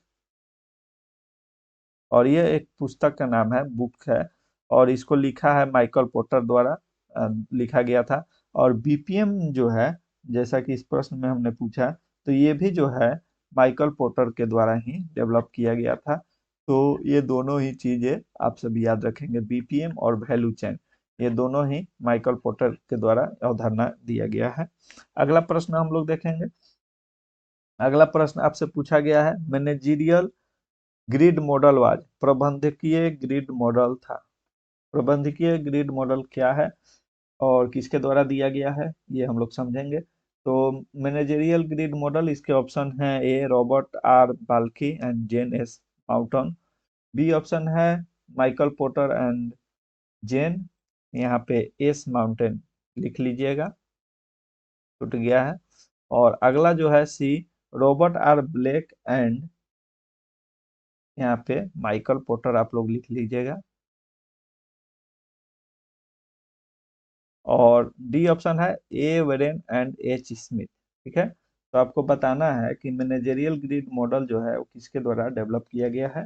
तो इस प्रश्न का जो सही जवाब है वह हो जाएगा रॉबर्ट आर बाल्की और जेन एस माउटन। तो इस प्रश्न का सही जवाब ऑप्शन ए हो जाएगा। और यह जो मॉडल है वह 1964 ईस्वी में दिया गया था, इस चीज को भी आप लोग याद रखेंगे।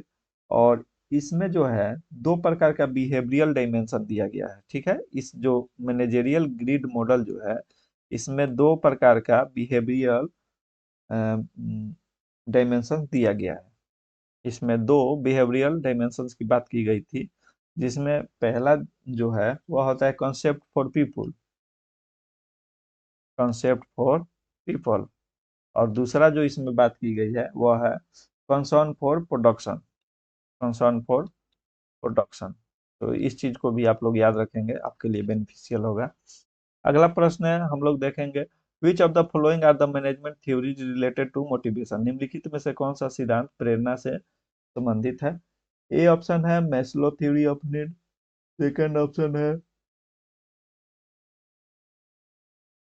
ड्रकर थ्योरी, तीसरा ऑप्शन है McGregor theory of X and Y, और फोर्थ ऑप्शन है हेनरी फ्योल थ्योरी, यानी फ्योल थ्योरी।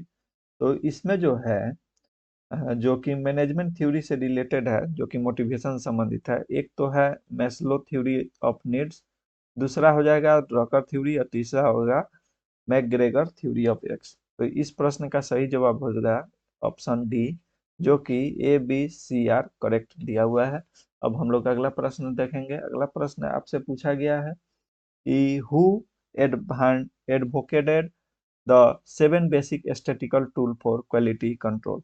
आपसे पूछा गया है कि गुणवत्ता नियंत्रण के लिए 7 बुनियादी सांख्यिकी उपकरणों की वकालत किसने की है। इसके ऑप्शन है ए जोसेफ जुरान, बी ऑप्शन है फिलिप्स क्रोप्सी, सी ऑप्शन है काओरू इशिकावा, और डी ऑप्शन है सी ए कटर। लेकिन इस प्रश्न का जो सही जवाब है वह ऑप्शन हो जाएगा सी, काओरू इशिकावा द्वारा। काओरू इशिकावा द्वारा 7 basic statistical tool for quality control है। और वे कौन कौन से 7 बेसिक क्वालिटी कंट्रोल है वो आप हमें कमेंट के माध्यम से बताइए, क्योंकि जो पहला सेट मैंने लाइब्रेरी मैनेजमेंट का किया है उसमें मैंने विस्तार से सातों ही बुनियादी जो सांख्यिकी उपकरण है उसके बारे में, जो कि कारो इशिकावा द्वारा दिया गया है, वो मैंने बताया है। अगला प्रश्न है, आप सभी बताइए। प्रश्न है to coordinate the activities and direct them towards objectives is the purpose. गतिविधियों का समन्वय करना और उन्हें उद्देश्यों की ओर निर्देशित करना किस बात का उद्देश्य है। तो इसके ऑप्शन ए है मोटिवेशन, बी है डायरेक्टिंग, सी है प्लानिंग, और डी है शिफ्टिंग। एक तो पोस्ट कर्व होता है, जो कि मैंने आप सभी को बताया है।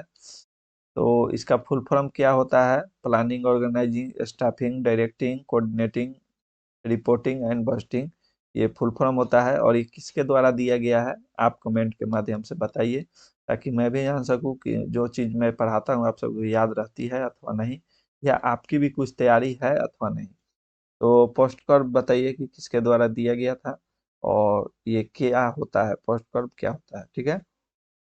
तो इस प्रश्न का जवाब आप सभी दीजिए। मोटिवेशन, डायरेक्टिंग, प्लानिंग, शिफ्टिंग मैंने गतिविधियों का समन्वय करना और उन्हें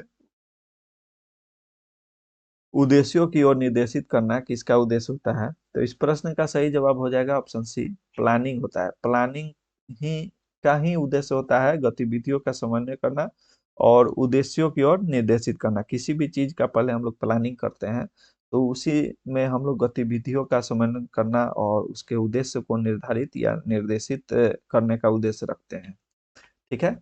अगला प्रश्न है, the concept of micro photography was developed bye. Micro photography की अवधारणा किसके द्वारा विकसित की गई थी।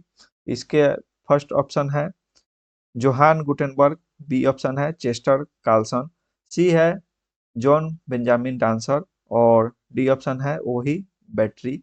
तो माइक्रो फोटोग्राफी की बात हम लोग करें तो माइक्रो फोटोग्राफी की अवधारणा जो है जॉन बेंजामिन डांसर के द्वारा दिया गया था, ठीक है। और यह जो है पहली बार 1839 ईस्वी में इस अवधारणा को दिया गया था। तो इस चीज को भी आप सभी याद रखेंगे। चलिए अगला प्रश्न हम लोग देखेंगे। अगला प्रश्न पूछा गया है कि inference engine is a part of. अनुमान इंजन किसका एक हिस्सा है। ए ऑप्शन है management information system, B option है डिसीजन सपोर्ट सिस्टम, तीसरा है एक्सपर्ट सिस्टम और फोर्थ ऑप्शन है टेक्नोलॉजी मैनेजमेंट सिस्टम। तो इसमें बताना है कि जो इन्फ्रेंस इंजन है वह किसका पार्ट होता है। तो इसमें जो सी है तीसरा ऑप्शन है एक्सपर्ट सिस्टम, इसका एक अनुमान इंजन जो है इसी का एक हिस्सा है और इस प्रश्न का जो सही जवाब है वह ऑप्शन 3 हो जाएगा। अगला प्रश्न हम लोग देखेंगे। अगला प्रश्न आपसे पूछा गया है जीओसी के बारे में कि जीओसी क्या होता है, ठीक है। जीओसी का फुल फॉर्म क्या होता है। फर्स्ट ऑप्शन दिया है government office committee, second option दिया है goods order committee, third option दिया है गुड ऑफिस कमिटी या फोर्थ ऑप्शन डी दिया हुआ है गवर्नमेंट ऑर्डर कमिटी। तो इस प्रश्न का जो सही जवाब है वह हो जाएगा गुड ऑफिस कमिटी। इस प्रश्न का सही जवाब ऑप्शन सी हो जाएगा। जीओसी का फुल फॉर्म जो होता है वह गुड ऑफिस कमिटी होता है, इस चीज को याद रखेंगे। अगला प्रश्न हम लोग देखेंगे जो कि आपसे पूछा गया है कि book selection committee in the libraries in an example of. पुस्तकालयों में पुस्तक चयन समिति किसका उदाहरण है। ए ऑप्शन है स्टेटरी कमिटी, बी ऑप्शन है स्टैंडिंग कमिटी, सी ऑप्शन है मैनेजमेंट और डी ऑप्शन है एडहॉक कमिटी। तो इस प्रश्न का सही ऑप्शन जो है वह हो जाएगा B standing committee. Standing committee book selection committee होता है जो कि लाइब्रेरी में, वह स्टैंडिंग कमेटी का एक उदाहरण है। इस प्रश्न का सही जवाब ऑप्शन बी हो जाएगा। अगला प्रश्न हम लोग देखेंगे जिसमें पूछा गया है कि which of the following guides are used in maintenance section of the library। Maintenance section में जो पुस्तकालय का रख रखाव होता है वह मेंटेनेंस सेक्शन में ही होता है। तो पुस्तकालय के रख रखाव अनुभाग में निम्नलिखित में से कौन सी मार्गदर्शिका का उपयोग किया जाता है, यह आपको बताना है। और इसके ऑप्शंस हैं, फर्स्ट ऑप्शन है गैंगवे गाइड्स, बी ऑप्शन है सेल्फ गाइड, सी ऑप्शन है टायर गाइड्स और डी ऑप्शन है यूजर गाइड्स। तो इसमें जो है हम लोग मेंटेनेंस सेक्शन में जो यूज हम लोग करते हैं, पहले तो हम लोग गैंगवे गाइड्स का यूज करते हैं, फिर दूसरा सेल्फ गाइड का भी प्रयोग करते हैं और टायर गाइड्स का भी प्रयोग करते हैं। तो इन तीन गाइड्स का प्रयोग हम लोग पुस्तकालय में पुस्तकों के रख रखाव के लिए पुस्तकालय के मेंटेनेंस सेक्शन में इस गाइड्स का हम लोग उपयोग मार्गदर्शिका का उपयोग करते हैं। तो ये आप सभी याद रखिएगा कौन कौन से हैं। तो गैंगवे गाइड्स याद रखिएगा, सेल्फ गाइड याद रखिएगा और टायर गाइड्स, इन तीन गाइड्स का प्रयोग हम लोग मेंटेनेंस सेक्शन में करते हैं। तो इस प्रश्न का सही जवाब ऑप्शन ए हो जाएगा। A B and C are correct. अगला प्रश्न हम लोग देखेंगे जिसमें आपसे पूछा गया है कि identify the correct elements of AIDA model in marketing communication. इसमें इस बार AIDA का फुल फॉर्म पूछ लिया गया है। इससे पहले भी मैंने कई चीज़ों का फुल फॉर्म बताया है। इसमें एडकर का भी फुल फॉर्म बताया है, स्वॉट का भी बताया था, स्ट्रेंथ वीकनेस अपॉर्चुनिटी थ्रेट से, और अभी आइडा का पूछा गया है AIDA। तो ए से होता है आपका अटेंशन, इस चीज को याद रखिएगा। आई से हो जाता है आपको इंटरेस्ट, परीक्षा में आपको इंटरेस्ट की जगह पर इंस्टीट्यूशन या कुछ भी दिया जा सकता है। डी का मतलब होता है डिजायर, और ए का मतलब होता है एक्शन।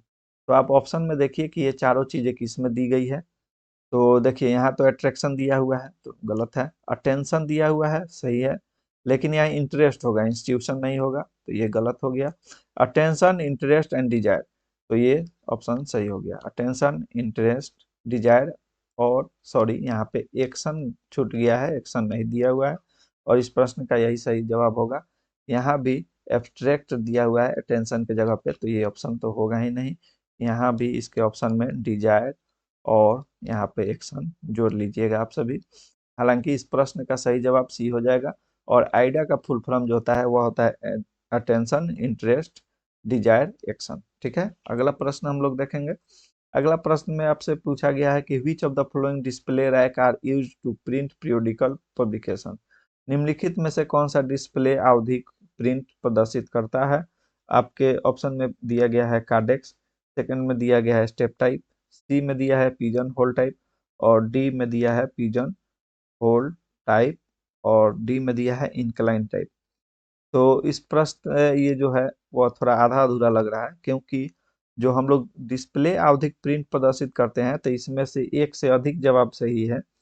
इसमें जो है हम लोग कार्डियक सिस्टम का तो प्रयोग पीरियोडिकल के लिए करते हैं, ठीक है।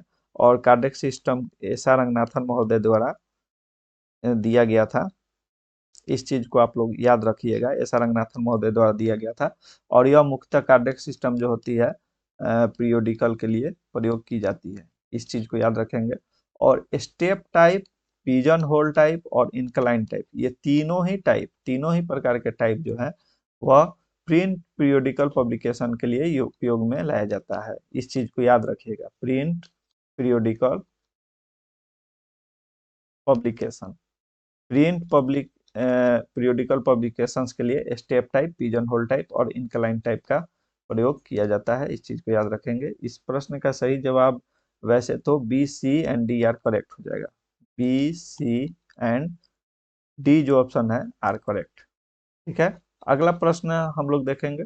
अगला प्रश्न आपसे पूछा गया है कि name the various cards use in three card system for recording periodicals in the library. ठीक है, लाइब्रेरी में जो कार्डिक सिस्टम है जो कि एस आर रंगनाथन महोदय द्वारा दिया गया था, उसी प्रकार से दो थ्री कार्ड सिस्टम का हम लोग प्रयोग करते हैं, जो कि पीरियोडिकल्स के लिए किया जाता है और वह एक लाइब्रेरी में किया जाता है।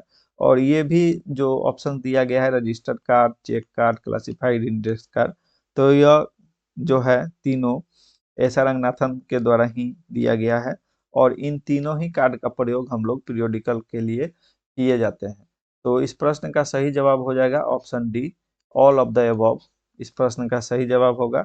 और इसमें जो थ्री डिफरेंट कार्ड साइज जो होते हैं उसका अगर डायमेंशन आपसे पूछ लिया जाए तो 5x3 होता है। इस चीज को याद रखेंगे आप सभी। अगला प्रश्न हम लोग देखेंगे जो कि कार्डेक्स सिस्टम से ही संबंधित है। तो Cordtex is use for, Cordtex का उपयोग किसके लिए किया जाता है। ए है मेंटेनेंस ऑफ पीरियोडिकल, बी है मेंटेनेंस ऑफ बुक्स, सी है मेंटेनेंस ऑफ पैम्पलेट और डी है ऑल द अबव।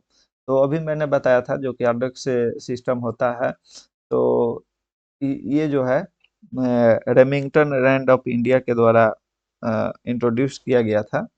इस चीज को याद रखेंगे। ठीक है, और यह जो है मेंटेनेंस ऑफ पीरियोडिकल, जैसा कि मैंने बताया कि यह पीरियोडिकल से संबंधित है, पीरियोडिकल के लिए प्रयोग किया जाता है कार्डियक सिस्टम का। तो मेंटेनेंस ऑफ पीरियोडिकल्स के लिए इसका प्रयोग किया जाता है। चलिए अगला प्रश्न है लिविंग विथ बुक्स।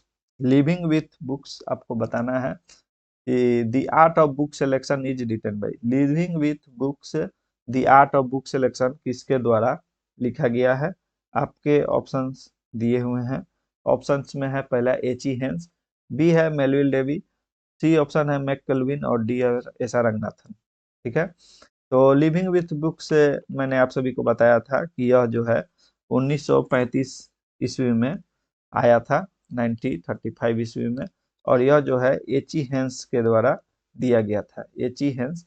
और अगर आपसे पूछ दिया जाए कि living with books the art of book selection का सेकेंड एडिशन आपसे भी पूछा जा सकता है, तो अगर सेकेंड एडिशन के बारे में आपसे पूछा जाए तो इस चीज को याद रखेंगे कि 1950 ईस्वी में सेकेंड एडिशन आया था, जबकि प्रथम एडिशन जो है 1935 ईस्वी में आया था।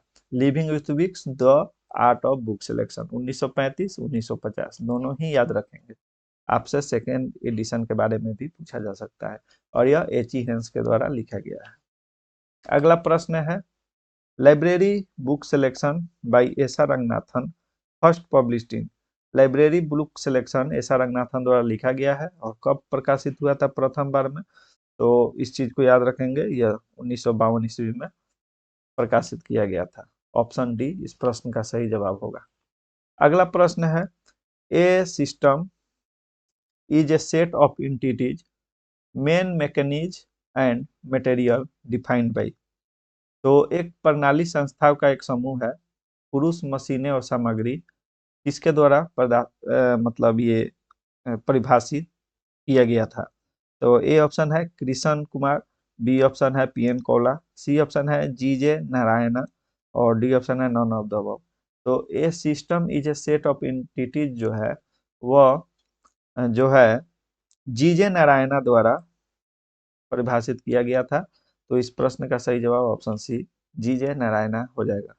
अगला प्रश्न हम लोग देखेंगे जो कि दिया गया है, concept of information feedback is found in, सूचना प्रतिक्रिया की अवधारणा में पाया जाता है। कॉन्सेप्ट ऑफ इंफॉर्मेशन फीडबैक में क्या पाया जाता है, तो ए ऑप्शन है पॉट, बी ऑप्शन है वर्क एनालिसिस, सी ऑप्शन है सिस्टम अप्रोच और डी है जॉब एनालिसिस। तो C concept of information feedback जो है वह सिस्टम अप्रोच में पाया जाता है, तो इसलिए इस प्रश्न का सही जवाब सी हो जाएगा, सिस्टम अप्रोच। अगला प्रश्न हम लोग देखेंगे, अगला प्रश्न आपसे पूछा गया है कि time and cost factors are included in, time and cost factor किसमें इंक्लूड होता है। ए ऑप्शन है सिस्टम अप्रोच, बी ऑप्शन है पीईआरटी, सी ऑप्शन है गैंट चार्ट और डी ऑप्शन है वर्क एनालिसिस। तो इस प्रश्न का जो सही जवाब है टाइम एंड कॉस्ट फैक्टर जो होता है वह पीईआरटी में होता है। पीईआरटी का मैंने पहले भी फुल फॉर्म बताया था, program evolution and review technique होता है।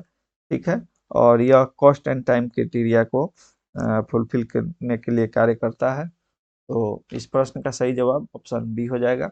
अगला प्रश्न हम लोग देखेंगे जिसमें पूछा गया है आपसे कि ISO TR 11219 2012 रिलेटेड टू, यह किससे रिलेट करता है। जैसा कि मैंने पहले भी आप सभी को बताया है कि ISO से संबंधित एक अथवा दो प्रश्न, किसी किसी पाली में 3 प्रश्न भी ISO से संबंधित पूछा जाता है। इसका जो एक 12 से 13 मिनट का वीडियो है मैंने अपलोड किया हुआ है, और ये मेरे प्लेलिस्ट में आप देख सकते हैं, उस ISO का वीडियो एक बार अवश्य देखिए ताकि ISO से संबंधित जो प्रमुख प्रश्न हैं वो आपसे छूटे नहीं। इसमें जितने भी प्रमुख ISO हैं मैंने डिस्कस किया हुआ है। ISO TR 11219 2012 किससे रिलेटेड है, तो ए ऑप्शन है लाइब्रेरी बिल्डिंग, बी ऑप्शन है लाइब्रेरी फर्नीचर, सी ऑप्शन है TQM इन लाइब्रेरीज और डी ऑप्शन है नॉन ऑफ द। तो इस प्रश्न में जो ए है लाइब्रेरी बिल्डिंग वह ISO TR 11219 से संबंधित है। इस प्रश्न का सही जवाब ऑप्शन ए हो जाएगा। अगला प्रश्न हम लोग देखेंगे जिसमें पूछा गया है आपसे कि the premier institution for providing standards in India is, Bharat में मानक प्रदान करने के लिए प्रमुख संस्थान कौन सा है। जैसे ISO है तो वो इंटरनेशनल स्टैंडर्ड है, यानी कि वो पूरा अंतर्राष्ट्रीय स्तर पे है, विश्व का है। उसी प्रकार भारत में जो है हम लोग BIS का प्रयोग करते हैं, और BIS का फुल फॉर्म होता है bureau of Indian standard, bureau of Indian standard. ठीक है, इस चीज को आप सभी याद रखेंगे। और यह जो है मिनिस्ट्री ऑफ कंज्यूमर अफेयर्स और food and public distribution government of India द्वारा इसका संचालन किया जाता है, इसको गवर्न किया जाता है। ठीक है, तो BIS का जो मानक है आपसे पूछा गया है, तो ए ऑप्शन है institute of Indian standard, B है UGC university grant commission, C option है इंडियन स्टैंडर्ड इंफॉर्मेशन सेंटर और फोर्थ है ब्यूरो ऑफ इंडियन स्टैंडर्ड। तो BIS मैंने बताया है, ब्यूरो ऑफ इंडियन स्टैंडर्ड, और यह जो है 23 दिसंबर, इस चीज को भी याद रखिएगा, 23 दिसंबर 1986 से मतलब अस्तित्व में आया, इफेक्ट में आया है। ठीक है, अगला प्रश्न हम लोग देखेंगे जो कि आपसे पूछा गया है, IS 1553 standard related to. IS 1553 ISO से संबंधित प्रश्न है। किससे संबंधित है? तो ए ऑप्शन है लाइब्रेरी फर्नीचर, बी ऑप्शन है लाइब्रेरी बिल्डिंग, सी ऑप्शन है लाइब्रेरी लाइटिंग और डी ऑप्शन है वाटर सप्लाई ड्रेनेज सैनिटेशन। ठीक है, तो इस प्रश्न का जो सही जवाब है वह ऑप्शन बी हो जाएगा, लाइब्रेरी बिल्डिंग से संबंधित है IS 1553। अच्छा, पिछला जो मैंने एक प्रश्न में बताया था IS से, ये भी कि ISO TR 11219 2012 लाइब्रेरी बिल्डिंग से संबंधित है, तो ये भी सही जवाब है। और यह जो है स्पेशली, ठीक है, इसको याद रखिएगा, स्पेशली जो है यह एकेडमिक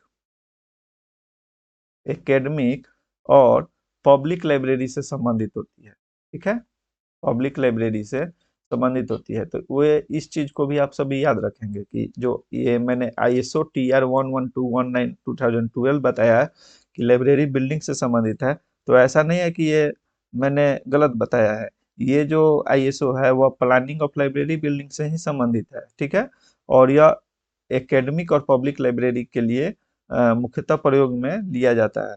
ठीक है, और ये जो मैंने अभी भी बताया कि IS 1553 के बारे में जो बताया, यह भी लाइब्रेरी बिल्डिंग से ही संबंधित है।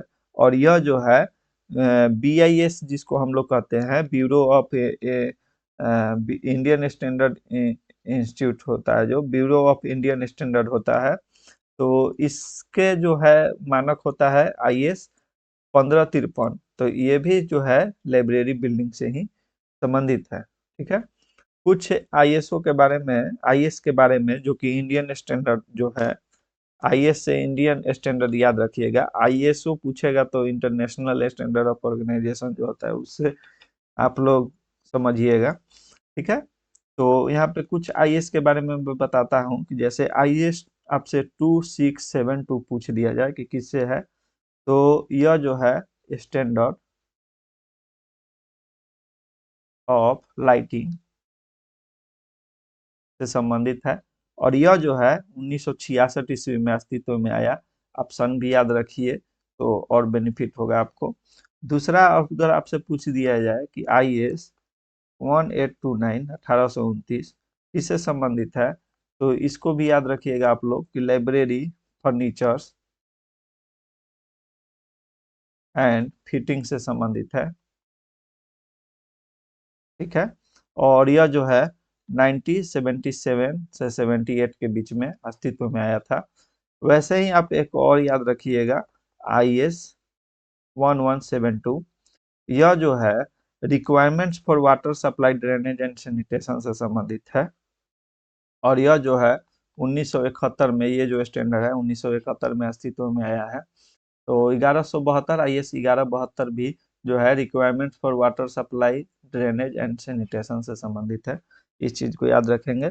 कुछ प्रमुख जो IS थे, स्टैंडर्ड थे, वो मैंने यहाँ भी डिस्कस किया हुआ है। अगला प्रश्न है, the great library at Alexandra was developed bye. Alexandra में महान पुस्तकालय को नष्ट कर दिया गया था, तो वो नष्ट हुआ था तो किससे नष्ट हुआ था वो बताना है।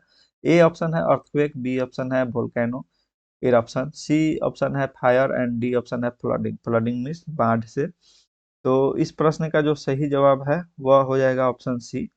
ठीक है, फायर, इसमें आग लगने के कारण जो ग्रेट लाइब्रेरी एट अलेक्जेंड्रा में जो ग्रेट लाइब्रेरी था, महान पुस्तकालय था, वह आग के कारण नष्ट हो गया था।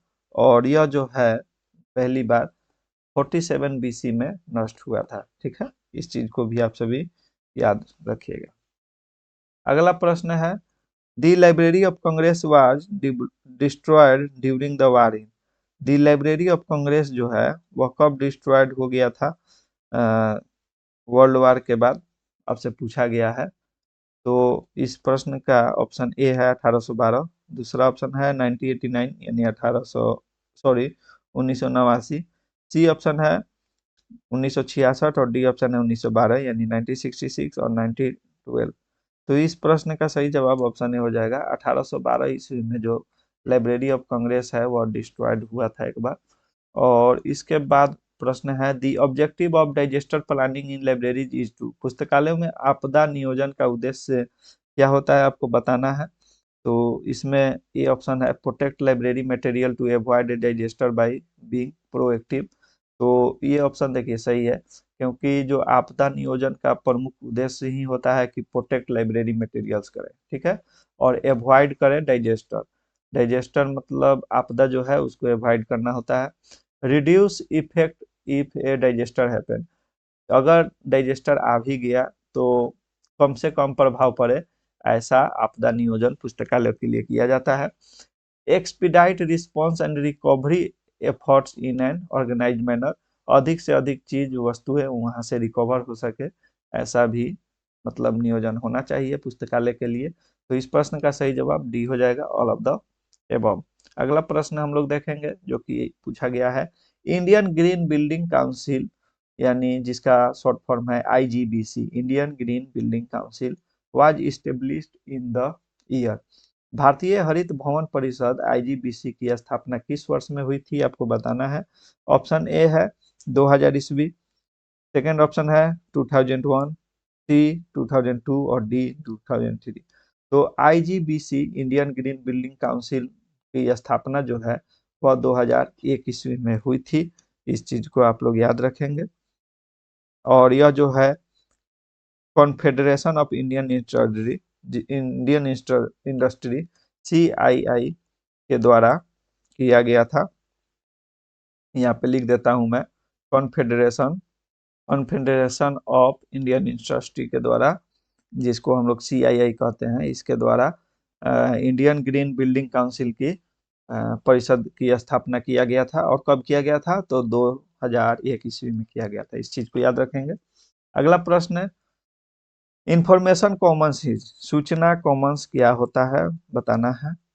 और इसके ऑप्शन है, ए ऑक्सफोर्ड यूनिवर्सिटी द्वारा इंफॉर्मेशन कॉमन दिया गया था, अथवा बी ऑप्शन है university of Sheffield, C option है ल्यूंड यूनिवर्सिटी, और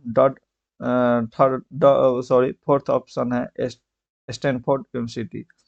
तो बताइए कि इंफॉर्मेशन कॉमन्स कब आया था और किसके द्वारा दिया गया था।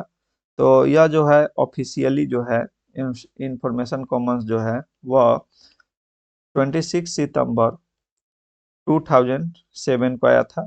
और यह जो है इंफॉर्मेशन कॉमन्स जो है इसको हर्ष श्रीवास्तव, याद रखेंगे आप सभी, हर्ष श्रीवास्तव के द्वारा दिया गया था 2007 ईस्वी में इंफॉर्मेशन कॉमन्स को। और यह जो है लाइब्रेरी एंड कंप्यूटिंग बिल्डिंग के लिए इंग्लैंड में दिया गया था, ठीक है। और यह जो है यूनिवर्सिटी ऑफ शेफील्ड के द्वारा दिया गया था, ठीक है। तो इस चीज को याद रखिएगा। इस प्रश्न का सही जवाब यूनिवर्सिटी ऑफ शेफील्ड हो गया। और यह अस्तित्व में आया था 26 सितंबर 2007 को, इंफॉर्मेशन कॉमन। और यह जो हर्ष श्रीवास्तव के द्वारा इसका दिया गया था। तो आज के क्लास में इतना ही। आशा करता हूं कि आप सभी को क्लास अच्छी लगी होगी। Competitive classes for library science को देखने के लिए आप सभी का दिल से आभार, शुक्रिया।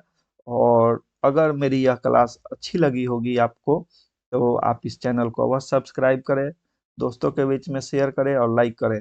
और इतना मैं दावे के साथ कह सकता हूं कि जो भी टीचर्स जो कि पेड क्लासेस चलाते हैं और पैसे लेकर पढ़ाते हैं, अथवा कोई कोई टीचर्स फ्री में भी पढ़ाते हैं, उन सब से बेहतर कंटेंट आपको यहाँ पे देखने को मिला होगा। और जितने भी ऑब्जेक्टिव प्रश्न मैंने कराए हैं उसका सारे ऑप्शंस का भी मैंने एक्सप्लेनेशन आप सभी के सामने रखा है, ताकि आप एक प्रश्न के आगे अधिक से अधिक प्रश्न को सॉल्व कर सके, उसको बनाने की क्षमता अपने विकसित हो। तो बहुत बहुत धन्यवाद दोस्तों। और आप सभी से आग्रह है कि आप हमारे अभी तक के टेलीग्राम चैनल से नहीं जुड़े हैं तो आप क्यूआर कोड के माध्यम से इसका स्क्रीनशॉट लेकर या अथवा स्कैन करके, या आप इसके डिस्क्रिप्शन में लिंक दिया गया है उसके माध्यम से आप हमारे टेलीग्राम चैनल से जुड़ सकते हैं। वहां मैं आप सभी को क्विज प्रोवाइड भी कराने की कोशिश करूंगा, और साथ में आप नीचे दिए हुए क्यूआर कोड के माध्यम से अथवा व्हाट्सएप ग्रुप है उसका लिंक भी आपको डिस्क्रिप्शन में मिलेगा, आप उसके माध्यम से आप हमारे व्हाट्सएप ग्रुप से भी जुड़ सकते हैं। आप सभी से दोस्तों पुनः आग्रह है, चैनल सब्सक्राइब नहीं किया है अभी तक आपने तो अवश्य करें। इससे भी अच्छी अच्छी वीडियो, बेहतर वीडियो आप सभी को देखने को मिलेगी। इसके बाद हम यूनिट 7 का भी कुछ ऑब्जेक्टिव प्रश्न कराएंगे, जो कि यूनिट 7 में हम लोग कंप्यूटर टेक्नोलॉजी के बारे में पढ़ेंगे, जिसमें हम लोग लाइब्रेरी ऑटोमेशन और डिजिटाइजेशन की बात करेंगे। उसके बाद हम लोग कंप्यूटर टेक्नोलॉजी में ही लाइब्रेरी ऑटोमेशन एंड डिजिटाइजेशन पढ़ने के बाद इसमें भी 2 भाग होते हैं, और उन दोनों भागों का हम अच्छे से एमसीक्यू प्रश्न आपको कराऊंगा।